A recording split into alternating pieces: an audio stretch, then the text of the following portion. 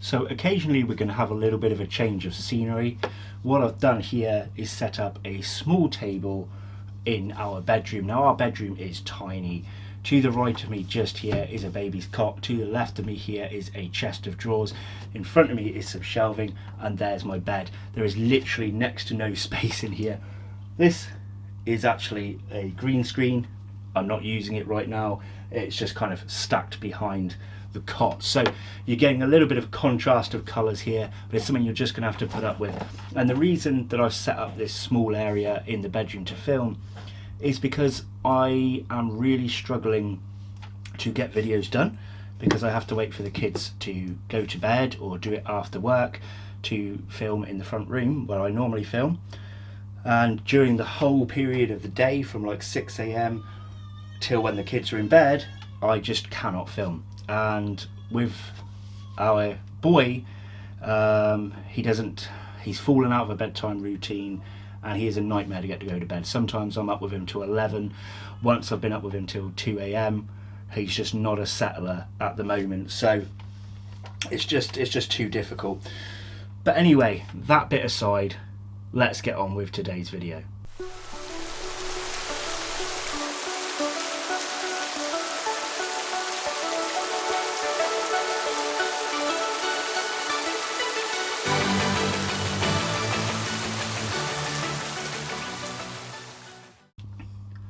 Hello and welcome back to Bug Realms. On this channel we like to discuss all things creepy crawly, so if that's something that interests you, please consider subscribing to the channel. Now also, while I'm filming here, you may get background noise from the kids, so I do apologise for that. But today we are actually going to be rehousing our rain spider that we picked up at the BTS, the Palystes johnstoni. Now these get a pretty decent, up to like 11 centimetre leg span or so I've read, and they're from South Africa. Now the home that I'm putting it into is this one here. It's an old tarantula tub that I actually used to keep some P. roaches in. I no longer keep them. I sold my P. or gave them away, I think actually at BTS, but I still keep my other colony of banana roaches. So this is quite a tall enclosure for the size of this little spider in here, because it is only young right now. It's around 3-4 centimetre mark. But this is the type of spider I don't want to continuously rehouse throughout the period of its life every time it gets bigger. I want to stick it in a permanent home from day one until it's a full adult, and this should well do the job. Now I actually aim to put a live plant into this enclosure, something that I don't really do here. Now normally if I was going to add live plants, I would put clay ball bottom with a bit of mesh on the top to act as a drainage layer. Now I don't currently have all the things in right now to make a drainage layer, but I do want to use this plant, so I'm going to try something a little bit different. Now the plant here is very similar to your devil's ivy. I think it's of the same genus, I guess, of the devil's ivy, but it's got a slightly different patterning to it, and I think a plant this size will be good for this spider, and it should grow in the enclosure as well, and every time it gets to the top I can just take clippings. So I'm going to attempt a different way of making a false bottom, and let's just see if this idea works. Don't necessarily copy me at home, folks, because I don't know if this idea will work, but I will update you if it does. But with a simple plant like this that can grow in a lot of different conditions, I reckon we can be successful here. So my plan is a simple one. Got a bag of moss, and I'm going to make a moss bottom that's going to go under the substrate. Now the idea of a false bottom is the fact that the roots can still grow down between the clay balls by the mesh. The mesh stops the substrate falling in the clay balls, the roots can still get through, and it kind of keeps the water within the clay balls rather than leaving a stagnant mess at the bottom of your substrate. But if I put a moss layer in here, it should still allow a little bit of separation between the substrate and allow the roots to grow through too. No idea if this will work, but we experiment and we find out, right? So I'm going to put a decent amount of moss in the bottom of this. There we go. And also, because tarantula room enclosures have a little rim, it raises slightly in the middle, the water can also sit at the bottom here when I'm watering this plant. So here we have it, a moss bottom to this enclosure. Now we're going to put the substrate layer in. So I'm going to put one substrate layer in first, that, full cup of substrate. I'm going to compress that down like so. Now I also want to put a bit of wood in here, but I also want room for the plant. So what I was thinking of doing, we're putting the plant near the front so it can get a bit more light, and have the wood nearer the back. So I'm just going to make a bit of a hole in here, and then plant the plant. It's only a little one, as you can see, and it's got plenty of depth in there. So this has dried out quite a bit, so I should be able to, in theory, one hand pull it out like so. Now I can't hold the camera and position the plant, so I'll be back with you in just a second.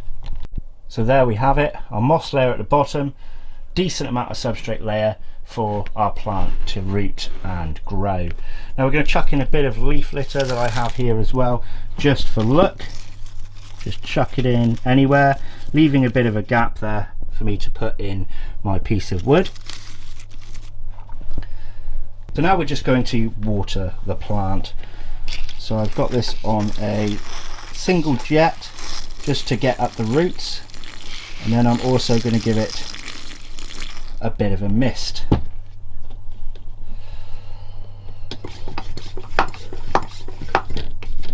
So it can dampen all the enclosure in one.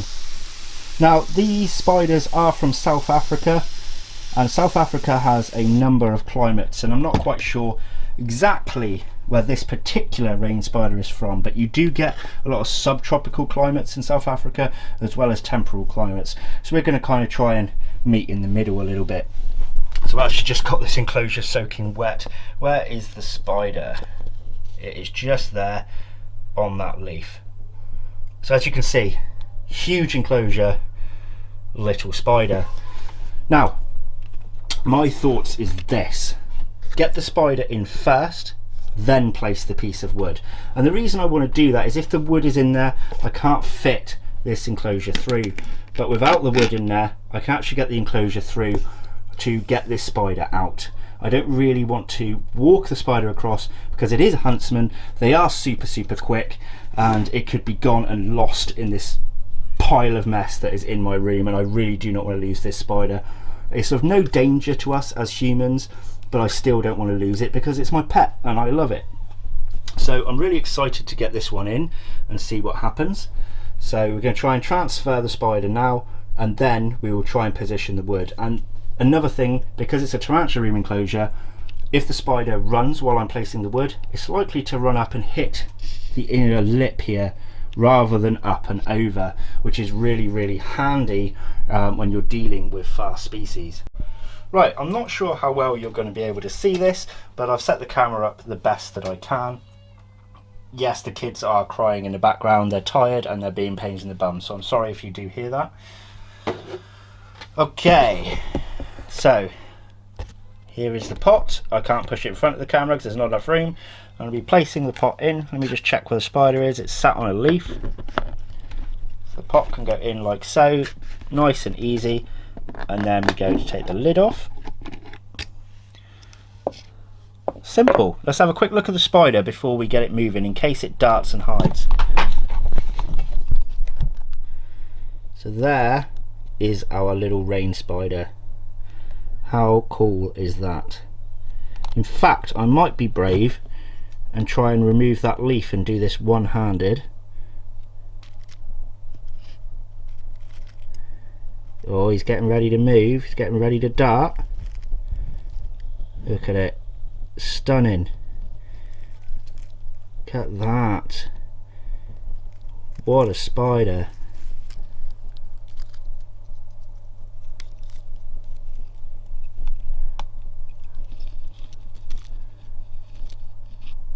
Oh, he's noticed something's going on, look. Hello. Right, let's try and get this pot out without disturbing the spider too much.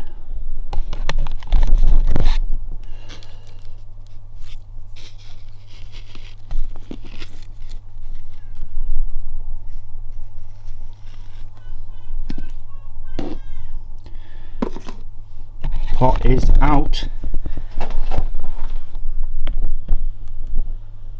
just under the leaf there is our awesome rain spider. Now I don't reckon that this one will necessarily feed on the camera today, but we'll drop something in and see if we can capture feeding footage before I place in the piece of wood. So just when I went to go fetch the prey, the spider has actually ran under the leaf so that we can't see it. I'm not quite sure where exactly it went. There it is. And it's going to go back under again. Very shy spider by the looks of it. Not sure I'm supposed to feed it when it just wants to continuously hide from the light. There it is. Right, let's see what happens when we drop a little mealworm. Now I'm going to try and drop it by the spider. I reckon this is just going to roll off the leaf, but we'll give it a go. Yeah, I knew that would happen. Rolled straight off the leaf. I was trying to grab the mealworm, the spider went skits and is now under that leaf, but that's in a better position for feeding. But I still managed to get the mealworm out. I had to put the camera down to swap hands because I'm right-handed and I can't pick up the mealworm with my left hand because I'm not very good at that. So let's see what happens now. Okay, we're not going to get feeding footage today, guys, but that's okay. We can still admire the spider. So it has some awesome stripes along the legs.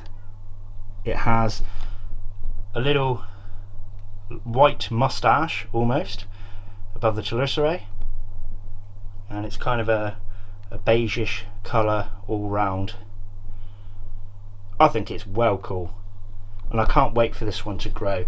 So although we failed with feeding footage today, hopefully I'll be able to capture some in the future, and hopefully this plant grows up fairly decent sized so that the spider can kind of linger under the leaves and we can drop in crickets when it's bigger and other things and watch this spider hunt for its prey, because they are hunters.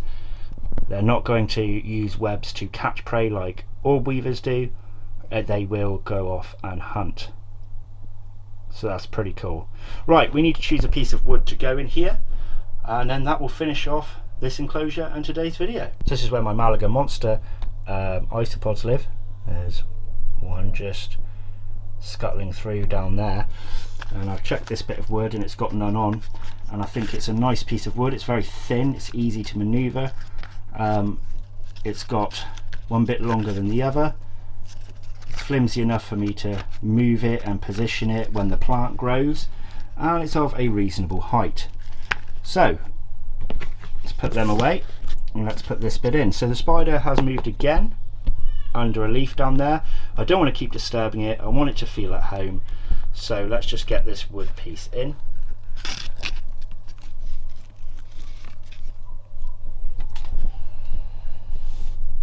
Again, I can't do this one-handed, so bear with me a second. Ta-da! So here is the finished enclosure. Just put that piece of wood in like so the spider can hide inside or round the edges. It's not too far at the top so that it can jump and run over the rim very easily. And I just think overall it's quite a pretty enclosure. It's got the plant, it's got the wood, it's also got that gap in the wood, so if the spider's in there I can shine a little light on the back of the enclosure. And the gap, of course, being on the back of the enclosure means the spider can feel nice and secure and dark at all times. So one last look then, the spider's actually just down here. Can't see it very well because of the position of the light to the leaf. There we go, I've spanned the enclosure around so we can get that last look at the rain spider. Again, as I said, this grows to a pretty hefty size and we can look forward to seeing more of this spider in the future, and it might well just give me the run around too a couple of times, so that's some entertainment for you guys. Now, being the fool I was, I forgot to get the typical essentials at the BTS this year along with my pickups. Because I was so busy, I forgot to buy extra moss, extra bits of cork bark. This plant was actually purchased a while ago, so I didn't pick that up at the show. So I forgot some of the essentials that would have been needed for housing some of my animals, but You know what, I think we did a good job with that. What do you guys think? And let me know how your rain spider is set up at home as well, if you own one. So, I don't know what animal we'll be rehousing next from my BTS pickups, but stay tuned because I'm sure it will be with you within the next week or so. So, thanks for watching, guys. Take care. Bye-bye.